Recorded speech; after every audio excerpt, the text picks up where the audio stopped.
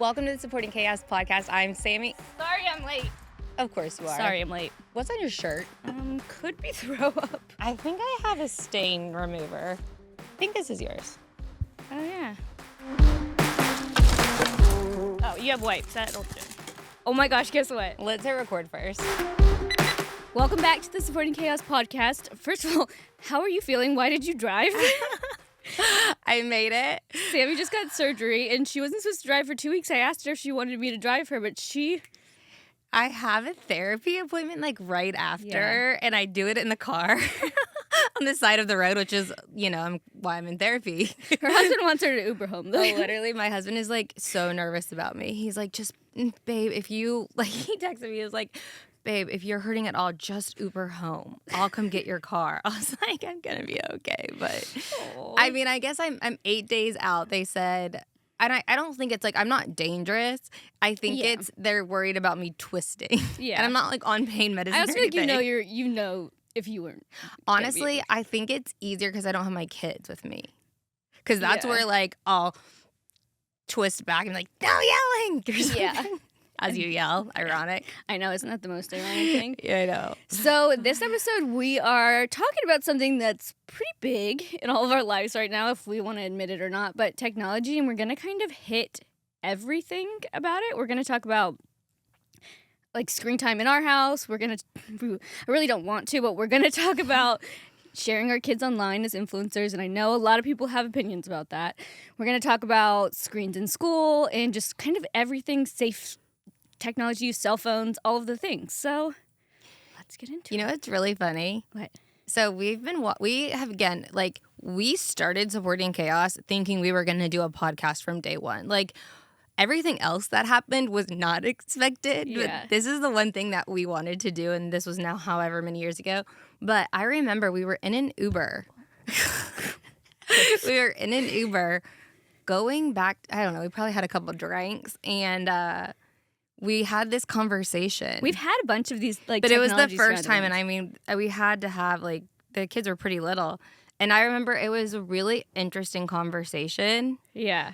And I remember being like, gosh, it should be a podcast, so look at us. And I also remember us getting off the phone one time about, like, cell phones and stuff, and we were like, that need to be a podcast. Well, and I think, like, again, normalize changing your mind sometimes, because I do think things have evolved, things have changed, and, like, just a reminder, like, you can feel one way now. Mm-hmm. You don't have to commit to that forever. Like, one of the coolest things you can do is say, I changed my mind, right? And something big that we are big on here at Supporting Chaos.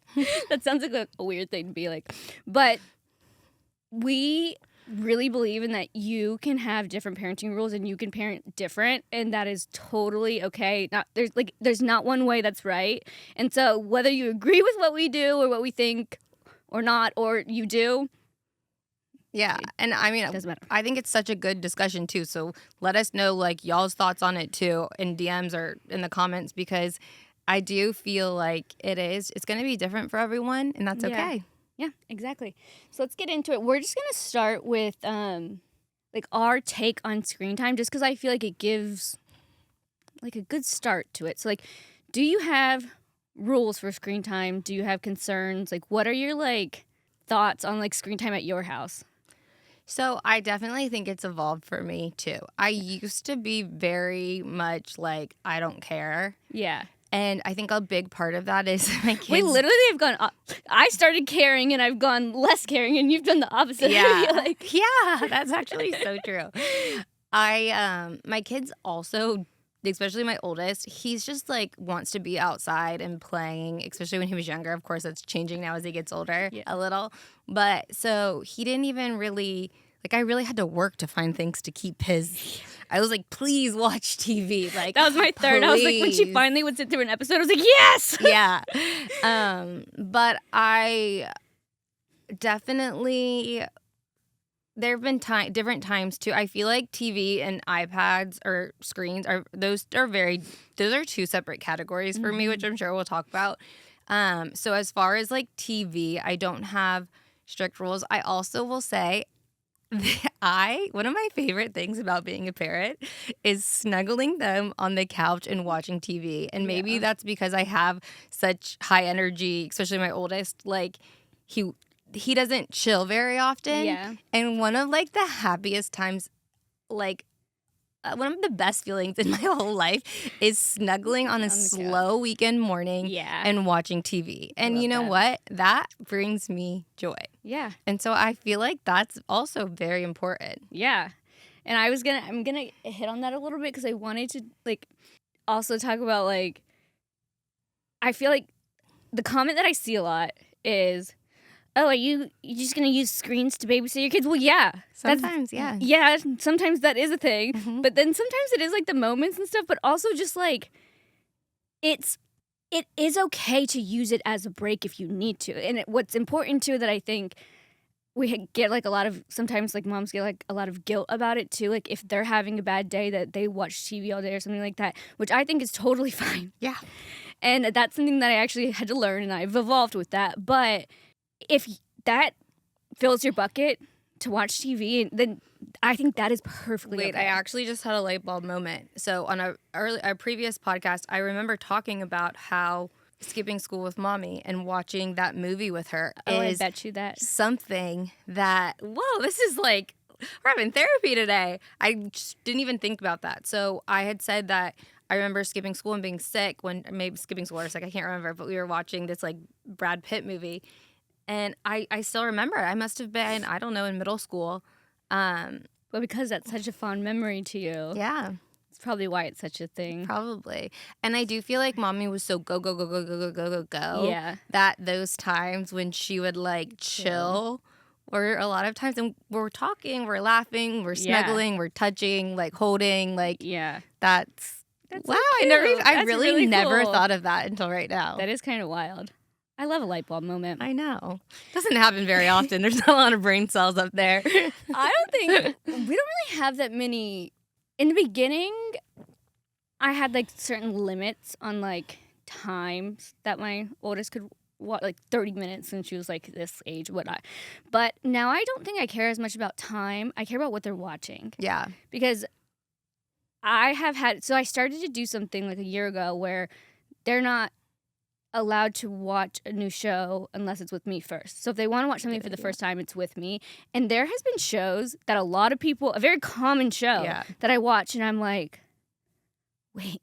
And sometimes it's the mean girl in the show. Sometimes it's like, and I think it's really interesting, even though it's a popular show that a lot of kids are watching. I think you can just say the show.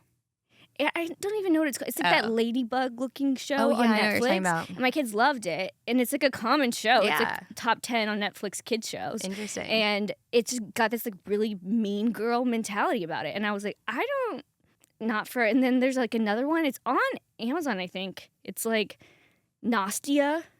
It's this little girl and her dad who's creepy as fuck. And they like play. And at first I was like, girls, what are you doing? Like, we don't know YouTube. And they're like, this isn't YouTube. It's on either Netflix or Amazon. Kids are like, how did they get on this? Yeah. And it's nothing really bad happens, but it just gave me the ick. Yeah. And I was like, I don't know. But I think what they're consuming gets me more. And I think a lot of that is because you use a lot of TV and like not TV, but technology in the classroom, right? But I think that is something that I've changed on too about is what they were watching. And again, like parenting, especially with social media, I feel like the resources that we have now, it changes so quickly. Like I swear parenting 7 years ago or 6, whatever, was so different than it is now. I mean, we didn't even have Miss Rachel. So my eldest was watching Baby Bums all the time. And because they would keep his attention though too. Yeah. My kids, it's so hard. I mean, I feel like we have more of like the Pokemon and like worrying about like the guns and violence. I should probably do that rule. That's because it wasn't until my oldest learned how to like control the TV and like scroll through things and like pick things. Yeah. And all of a sudden I was like, wait, she's watching all these shows that I'm overhearing, and I'm like, wait. Like, yeah. What is it? And so I think just because it's on like Netflix or Amazon Kids, like I just trusted it. And I'm like, wait, maybe I shouldn't do that. That's like, a really good rule. I feel like that's something that I should adopt. Sometimes it is kind of annoying. Because I'll be like doing something and they'll be like, hey, I want to watch this show. And I'll be like, but then I just like go do something in the background and like listen in. But still. But what about iPads? Like I feel like Or is that talked about later? No, Or should we we talk talk about it. So I do feel like I have a different stance on iPads and TV. Like they feel very different to me, and I don't know why that is. And actually, I do know why that is. I think because especially my oldest, he will sit on the iPad is just so stimulating. Yeah. And the games and all of that type of stuff. And it's really like not like a it's not like me being a good mom. This sounds so bad. Well, first of all, I do think it's overstimulating for him, like sensory, and even my younger one too. But I also, the battles for me. So this is really funny because I kind of feel the opposite. That is funny. I would rather them do iPad than TV. But that's like your teacher background. I guarantee you're making them do like learning shit. Huh? I monitor what they're doing. Like I go through their profiles and I monitor what they're doing. They like have a screen time limit on like certain games that aren't like. There's like this one game that's like not very educational at all, and she has it shuts off after 15 minutes. Oh, I can set that on their little. Is that on like an tablet. Amazon tablet? Yeah, you can set like a screen time limit on certain games, and I go through and I like look at what they're doing, and like my kids like love ABC Mouse. Like they just eat it up, and I created their learning paths. Like I made it myself, and so I can pick what they learn next as they play these games. So I'm like, if they're gonna watch a movie TV. or iPad, like go ahead, yeah. And they'll be like, well, in the rainforest, actually, whoa. I'm like, okay, like cool. Yeah, maybe I should look at that. That's a good point. But I can see now that my oldest is getting older, she is more into like the games. Yeah, like they want to play like, and it's what they see at school too. Yeah. They want to play Pokemon. They want to play Minecraft. He's like talking about all these things that I'm like, wait, those are like, I think like adult games. Yeah. Like, and not that girls can't like Pokemon and Minecraft, but I do think that's this the is difference. our experience. Yeah, I do think that's the difference. Is like my oldest doesn't care about any of that stuff. Yeah. Like so that's not a battle for me yet. She actually doesn't like Pokemon. It's the whole thing. She doesn't like Minecraft either. That's the whole Yes. thing. But when I do think like even like the gaming stuff, like I feel like mostly you hear of gamers being boys. And I've talked to a lot of moms who are older who are like, you lose. Like, I am just trying to hold on to them wanting to play. And like my oldest is he's got a spicy brain just like his mom and his dad. And he's very creative. And I feel like, I don't think I'm creative, but I do wonder if, I don't know, like maybe I didn't explore that side when I was younger too in a lot of ways. And like I want him, he like will say like, yeah, I'm pretty good at art. Like he definitely, as all of us do with ADD brains too, especially like the feeling, what's the word? You get shame. You feel shame a lot easier. And I know like art and being creative and like building cool stuff really boosts his self-esteem. Yeah. And so I do worry a little bit. Whereas like when they're watching a TV show, sometimes I'll be like, okay, we're watching Wild Kratts. Sometimes I do feel like he needs to relax. Well, and like I told that I like get that. Like I get that. Like I understand that like idea of like the chill out and relax. Yeah, like we'll do like we've had truly like maybe the best summer right now with like my situation, and we have an awesome nanny, part-time nanny who's been super flexible with us. Like she does all this stuff on the side, but we have camps this week, but we didn't have camps for a long time. And so I was like, if you can just pick them up at 10. Yeah. Go run him from 10 to 2. And then they can come and back. then they can come back. And then usually I'll let him just like relax and watch a show till like 3. And then I can hang out with them. Like, whereas if he's on a game, either of my kids, if they're on a game and they're playing, it's not like, I don't know, it's just a lot more overstimulating. Yeah. You that know? makes sense. Because it's fast moving. It is. So to your point, it depends a lot on the what shows they're doing, too. Yeah. Do what you need. Like I really don't think it's bad to if you're having a mental health day or something like that, like And also, like, I think about this a lot. Like, I used to be like, kind of judge moms like before I was a parent, because that's when you did the most judging, yeah. who had iPads in the restaurant, right? Yeah. But I also have to like check myself. Is I have my in-laws who can babysit whenever I want. I am privileged in that I can afford a babysitter Yep. when I want to. And if you are a mom or dad or married couple, whatever, and you're like, hey, I want to go to a nice dinner with my husband, I can't afford a babysitter, right? I mean, that's the thing. Like I can't believe you guys are just using TV as your babysitters. I'm like, yeah, babysitters are $25 an hour. Of course, I'm using TV as a babysitter. Like, yeah, I am. Yeah. But I don't think that's a bad thing. And so I hate that that's like a narrative a lot. Yeah, Because it's okay to need a break. And Yeah. sometimes you have to use the screen to get a break when you can't have a break. totally. And I think that's just like, again, every single thing in parenting. I just got heated with that. Like, I'm like, no. Screw you and your TV babysitting, I guess. I mean, everything in parenting is you have to like weigh risk or reward, but also how does it affect you? Yeah. What do you need? Yeah. You know, how can you show up better? And I think that's really important. And if you need to take a mental health day where your kids are on the screen most of the day, so that then you can work on yourself to be in a better state for your kids, then fuck yeah, watch TV all day. Like, I don't think that's a bad thing. Oh, yeah. When I was pregnant, every time I've been pregnant, I really just give myself so much grace. I'll never forget when I was pregnant with my second during COVID, and my husband was home, and he was still a little out of it then. His world changed. He went from always being gone to being home 24/7 because he had a travel job. And I'll never forget him talking to one of his friends on the phone and being like, yeah, you know, Sammy's pretty good about TV time, blah, blah, blah. And he hung up the phone. I said, babe, do you know that we watched the movie Pets 1 and Pets 2 every single day? Plus maybe some other I think things. you're delusional about our screen time usage. Yeah. That is so funny. Which is also kind of funny, too, because I was thinking about it, and that's how he's also grown so much as a dad. Now he would never say Sammy. He would say we're pretty good at screen time, which is a totally separate converation. No, but that is a good point. I, like, thought about that. Yeah. But, yeah, I was like, are you delusional about We this. watched 2 full movies and some baby bums on the side. Oh my gosh. Well, and I think so. Like, some of my like control stuff and technology, and Sammy actually brought up a really good point about technology in the classroom. I'm gonna hit on, but I think so. There was one year where I had 25 kindergartners and 12 of them didn't speak English, and I had no assistant. And so I had to use technology. I had to use technology to communicate with my kids. I had to use technology I had 25 5-year-olds.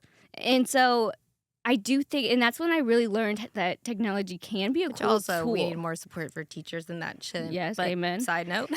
Yeah, my lovely checks of $2,500 a month. Anyways, but I really did. I think I learned a plus of technology that's not talked about a lot, in that it can be a good tool. Yeah. Like, it can be a tool to like learn things and to like Communicate with all that kind of stuff. But so the one thing I do regret, though, is how I would use technology as like the brain breaks to get my kids a break. And I just thought about this when Sammy brought it up, because I was like, oh my gosh, that's such a good point. And if I would do things differently if I ever go back, is this. So tell us. So, and I can take no credit for this. I learned this through OT. Okay. Shout out to Heidi in Brooklyn.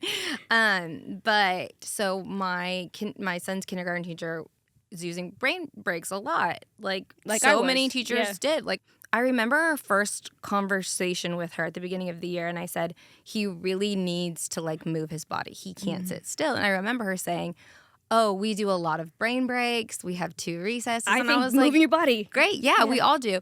And so I've learned so much through OT where that is actually doing the opposite, because it's so stimulating, and it's putting like it's the opposite of a brain break. It's the opposite of a brain break. Yeah. So it's like the sensory overload.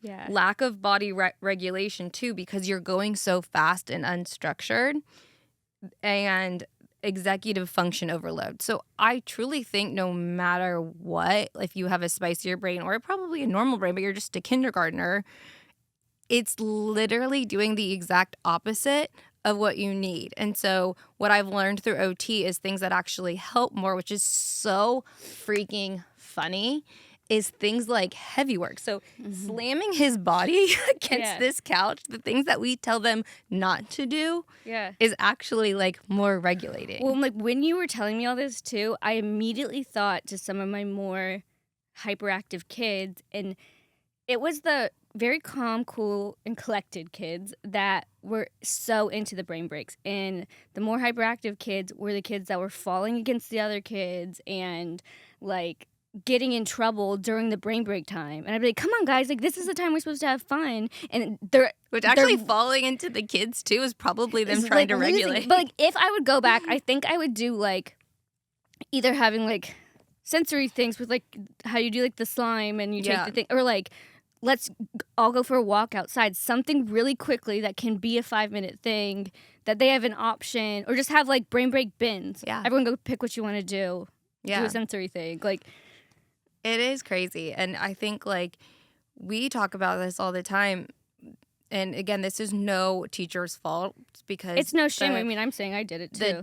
And yeah, I even did when I was first-time mom. And teachers need more support. Like, there's also a part where they need a freaking break, and that's just a whole problem with the system because OTs need to be in the school a lot more than they are. Yeah, I mean, because between the five of us, between our 5 kids, all of them have some type of different sensory thing. Coop chewing on his shirt. Yeah. Like, and it's all different, and it is so wild to me that we don't have more support. It's for the whole kindergarten. It's insane. Yeah. One thing too that I just wanted to touch on because I feel like it's a good point. And I don't know why. I just want to tell people about this. So technology usage for like testing and stuff in the classroom too. If you're going to school, if you're starting a school or something, asking them about what they're using, how they're testing, and all of that, because you have to practice. So like a lot of kids that I don't really think they're using computers and mouses anymore, but I remember my first testing was so bad because I had kids that had never used a computer with a mouse trying to touch the screen. And they were getting tested and I can't help them. Nobody can prompt them. That's crazy. And they're sitting there and they're failing these like assessments that then they get used to like differentiate, and I totally just blew that shit away and I did my own thing. Don't tell anybody. I'm never going back to teaching. I have a weed business. Anyways. But I was like, wait, this isn't fair. And so I do think, so then when I moved on, the first thing I would do that first and second week is teach kids how to use the technology the right way. If you go to school and you ask, hey, can you give me an example of what the testing looks like? So then you can take your kid and be like, okay, here's how to answer a multiple choice question. Because they like the bubbles. And so a 5-year-old will try and fill the bubbles. Yeah. They're not going to choose the right one, and like how to sit there and listen to a question.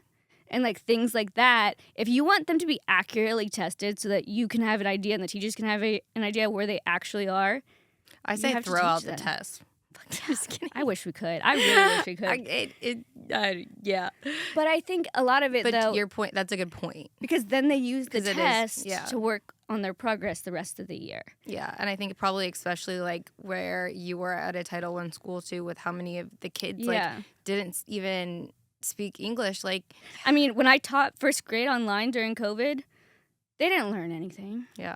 That was, I hate to admit it, but like, anyways. Well, it is so hard because it's like, you know, it's like other countries are doing better with technology, and like I really wish we could just get rid of all of it. Yeah. But I do feel like in the school setting that they rely on technology way more than I wish that they do. Well, even when they say like, you know, practice, if you can practice ABC Mouse at home, or if you can practice this at home, like actually do it, because there's been so many times, because my last year of teaching, I was a mentor teacher, so I would go into other classrooms and like help teachers kind of manage things.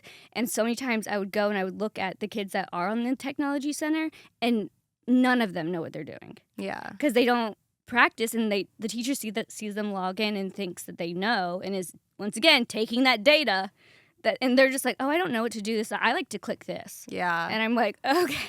I mean, my 6-year-old in kindergarten this year has, like, comes back. Like, he takes my phone to get on Dojo Island and Dojo, all this stuff. Like, he's like, oh, I did that at school on the iPad. And I'm like, what? Yeah. It's crazy. Like, I feel like sometimes it's like, oh, technology. We have all this technology in the school. It's that a makes teacher us standard, good. too, how you're integrating like, technology. No. Yeah. But well, and the funny thing, it's too, a double-edged is a lot of those learning programs technology programs that all of a sudden they're being used school-wide if they're brand new, the school's getting paid. School's getting paid to have that program. I mean, truly, like, the school system is so corrupt, and I feel like people are just starting to really realize it. Mm-hmm. And, I mean, truly sets kids up for failure. Like, okay, fine, if all you care about is test scores, which I'm generalizing, and this is, I'm not saying teachers, I'm saying higher ups. If all you care about higher up people is test scores, then put them with an OT. Teach them skills to regulate their emotion, and they will actually test better. Yeah. Instead, you care about test scores, but you do nothing to, I mean, the teachers do, but, like, you don't even set the teachers up for success to help the kids. Well, and I think that's the thing, like, with technologies, because when they're behind a screen, you can't see what they're actually doing. And so, like, that's just, I don't know why I really wanted that to be a takeaway, but to help your kids understand what they're doing so that when they are on that technology station for 25 minutes, they actually know what they're supposed to be doing, and they're not just, because a lot of times, especially the young ones, are afraid to say, hey, I don't know what I'm doing right now. Yeah. And so, I don't know, just my little takeaway. But which is kind of crazy because, like, I mean, I have a laptop. My husband has a laptop, but, like, we don't have, like, a family computer. Yeah. Like, they're never on a computer. Well, I don't really think they use, like, the mouses anymore. I think they have iPads now. When I started teaching, they had to use them. And it was just, I would rather them use an old school. God, I am getting old, I swear. I'm like, they need to use an old school computer. I didn't even think about that. Well, they have, like, test proctors that are walking around, and they're like, can't help them. And I have kids that are like, no, this is probably my kids. I'm like, what do you mean I can't help them? They don't even know how to click like through the question. Stepping on an iPad. I'm like, why? Why are you doing What's that? What's happening here? But this next part I really don't want to talk about, but we're going to do it. Okay.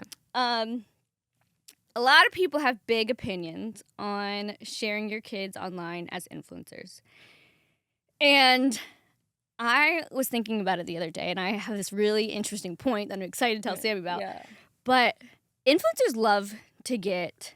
People really have a thing for influencers sometimes. Like, they love to go after them as hard as they can in every single scenario. Yeah. And so I wonder if everyone out there that's like, oh, absolutely do not share your children online, all of that stuff, do you also hate, very opinionated about children who are actors and actresses? Yeah. Did you don't let your kids watch, would you not let your kids watch Hannah Montana? Would you not let your kids, I mean, I don't think it's right, but I just am like, why is this all of a sudden a big deal because influencers are doing it? No, this has been happening for decades. Yeah.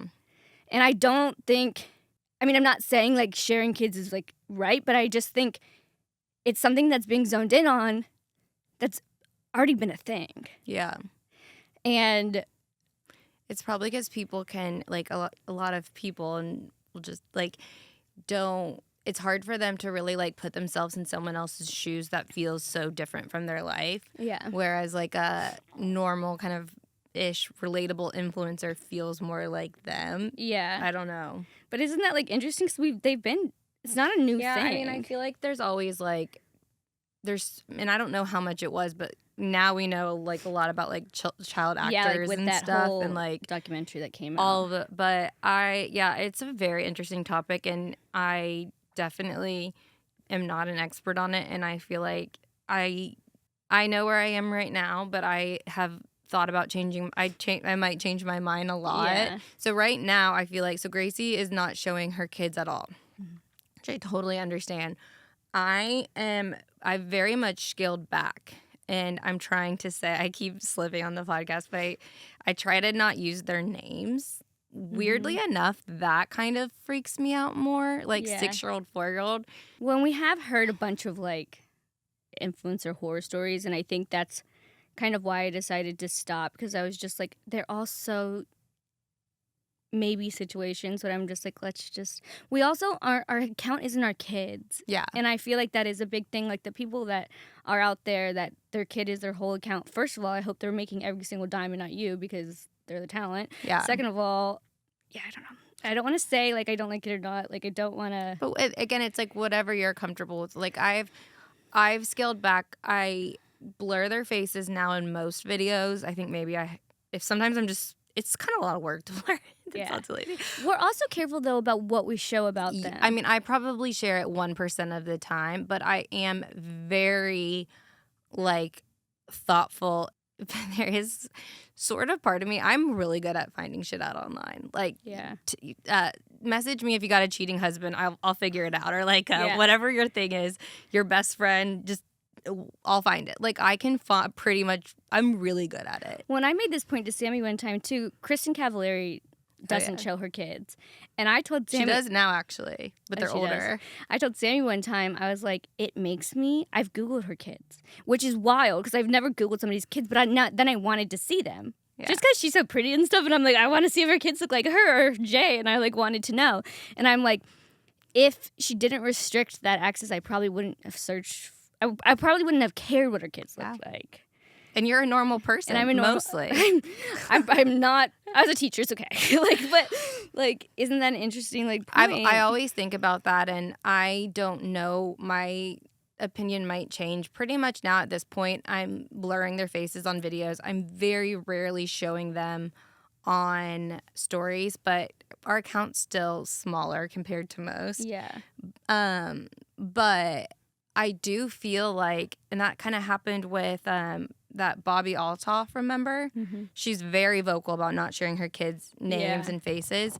And there was like something that happened and the press leaked her kids' names and faces, and that was a storyline. Yeah. And so I do have like part of me I'm like very much, I don't like extremes on any side. It gives me anxiety. I'm kind of like hey, let's be somewhere in the middle, kind of. And I feel like, does that make someone impose like, oh, there's her kids. Yeah. That's what they look like. Oh, I'm gonna take a picture. Yeah. Like, people want things that they can't have. Yeah. Does that add like a novelty to it? Well, and I get like the safety aspect of it too, of like not having it out there. But then at the same time, when it gets leaked, it becomes a bigger deal. And like, let's be honest. Like, I left my like a smaller town of Prairie Village, and I kind of thought a lot of people didn't know what I did. Yeah. And I'll never forget a mom being like, "Oh yeah, everyone at the school, there's group chats about you." Not like me, but she's like, "Yeah, everybody knows what you do." Knows what you do. So if you're in the, especially if you get bigger or whatever your size is, like, people probably, if you're not showing your kids online and you live. And then, I don't know, people probably know what your kids look like. Yeah. Well, when I started blurring my kids' faces, my oldest one was kind of hurt. Yeah. She was like, Mom, why don't you want to show me? Why are you putting my... And I was like, oh my God, I didn't even think about it from that perspective. Like, and I had a whole conversation about like, I share you on my personal one all the time. And that's what I told her. I was like, I share you all the time on my personal one. All of the people that are on my personal ones are people that I've approved as like safe adults, safe family members. And so just because Mommy has so many people that follow me, I just can't guarantee that all of those people are safe adults. So, and she got that. But I didn't think for a minute, like, there are things that I post that I have their faces over and I'm like, oh. It's kind of sad to blur out their cute My oldest faces. said the same thing. He saw a video of the blurred face, and he was kind of like, "Why not?" And I don't think I said that there's because I also don't want to give him so much anxiety about social media, but I do want to teach them about social media at the same time. But I think he's just too young for that, really, and like he's so far away from me. Well, ever and we giving already him have the the conversations a lot about safe adults. Like we have it about not just social media. Like my middle child was holding her bathroom to come back from school because I didn't clarify that her teachers were safe adult to wipe her. Mm. And every time she burst in the door and be like, I gotta go to the bathroom. I'm like, what's wrong? And she was like, well, you didn't tell me. Yeah. And so like, I feel like because it's not just a social media thing and we talk about safe adults a lot, that it's like that was easy to like bring it in. I mean, I do think it's just such a hard topic. And I was actually talking to, I feel like we can get like 5 over. Yeah. I was actually talking to one of, I don't want to say her name because I don't know if she can share it with her job, but she works in Amazon. She does Amazon AI. Oh. And she was saying that, like, she was kind of telling me about the AI stuff, and like it is all like very scary. So she works for Amazon AI or some AI. I feel like I shouldn't say what she is. Whatever, Amazon AI. And she was saying, like, she was telling me about all the AI stuff, and she's like, she's got young kids, and she's like, it is so scary. It's so just AI in general, like where it goes. And so we were talking about the sharing your kids, and I said to her, I said, okay, so, but also, is it just a lost cause? Like, are we screwed no matter what? Yeah. And I sort of like, and this sounds pessimistic, but I actually mean it, and like, makes me kind of just like not be anxious about it. Like, my kids' old schools, there's probably pictures of them on the internet. Like, Yeah. I could probably find your kids through search. Like, and I know that, I don't know if that's like a great way to look It's at it. not comforting, but it's a thing. The AI stuff is so wild. I just kind of feel like if I, like, yeah, you could probably find, don't go searching for my kids, you weirdos, but like, you know, like I did with Kristen Cavallari. But like, if I can minimize it a little bit, like, Yeah. even like, you know, I shared this picture of my friend's kid the other day, and I blurred her face, and she's like, I don't care if you blur her face or not. And I was like, I know, I just don't want that on me. Like, Yeah. God forbid someone did save that and use it somewhere. I don't want that to be on me, so I'm just like, let's just. I wonder if that will change for me once we get bigger too. Yeah. Because I do feel like, and maybe I'm naive, but we have a very great community on our stories of moms. Yeah. Like, we don't get mom shamed that much. Well, I feel like that's what makes it hard, because you do want to share like the moments where it's like a fun family thing, and putting a blur over a face kind of makes it not fun. Yeah. And so I do think there is something with that. Like, you want, like, the moms out there, we do want to show our families. Yeah. And so I think that's what makes it hard.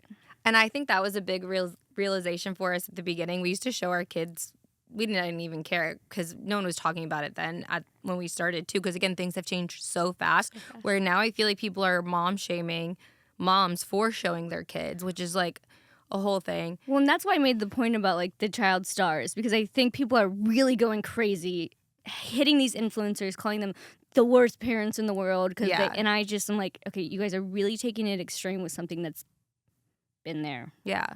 The other thing that I started to think about as the kids get older are they're getting cell phones. Some kids are going to get social media. And so the other thing that I'm nervous about is them being like, look, it's your mom. Look at you when you were 5 and smashed your face in a cake. I don't know, you know, but like, and so I am just being really cautious of like what I'm posting about them, what I'm saying about them, because they also did not choose for their moms to be public like this. And so I do think there is a sense of like safety and stuff like that comes with it. They're either gonna think it's really cool or they're gonna think it's really lame. So we don't know yet. Which that's one of those things where I definitely feel like not sharing them in videos. I feel more comfortable with that now, makes sense. Especially as they're getting older. But then it is so funny. Like, I think it was, I don't even know, maybe it was Aspen, someone who like started as being an influencer super young, and she was like, no. I used to watch her YouTube videos. Yeah. And she was like, I don't regret anything. Like, I like that I have this, and look where she is now too. Yeah. I mean, heck, I would have loved that as a kid. I would have loved to be a star. But, and I guess that's a different conversation when they get older. I mean, for me right now, I also don't want my kids to have cell phones. I'm going to delay it as long as possible. Me too. I am kind of bummed. I really miss Prairie Village, our old place. Shout out to the little town, Prairie Village, Kansas. But the school that we were at and all the schools around just started the Wait Until 8th. Follow them on Instagram, everybody, if you can get it going in Charlotte, because I don't think there's that many in Charlotte.